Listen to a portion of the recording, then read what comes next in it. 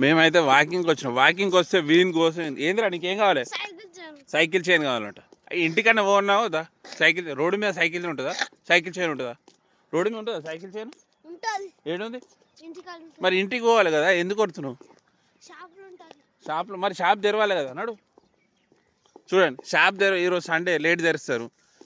సావ కొడుతున్నాడు చూడు. కావాలంటే ఇంటికి పోవాలి కదా, బండ్లు వస్తున్నాడు.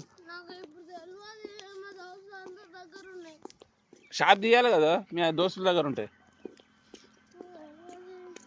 ఏం తెలుసు మరి? సైకిల్ దాన్ని వేసుకోకపోయినావు మరి.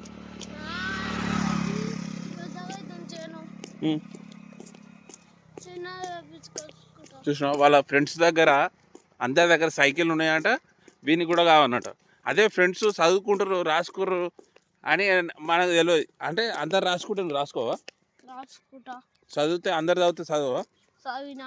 ఏం చదివినావు? అన్ని చదివినావు. ఏం చదివినావు ఒకటి చెప్పు. నేనేం చదివినావు? చూసినా ఇట్లుంటుంది. ఏం చదివినావు అంటే ఇంటికా ఉండు చదివినావు అంట. అంటే అదే అందరూ ఫ్రెండ్స్ ఏమో చదువుకున్నారు రాసుకున్నారు. మరి అట్లా కన్సిడర్ చేయరు.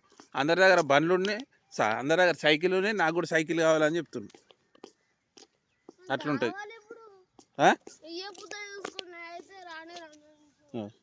ఇవ్వకుంటే ఇంటికి రాడా?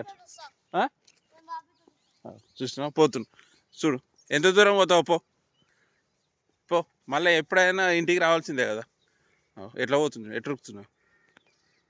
కనిపిస్తుందా ఫ్రెండ్? ఎంత ఏడుండో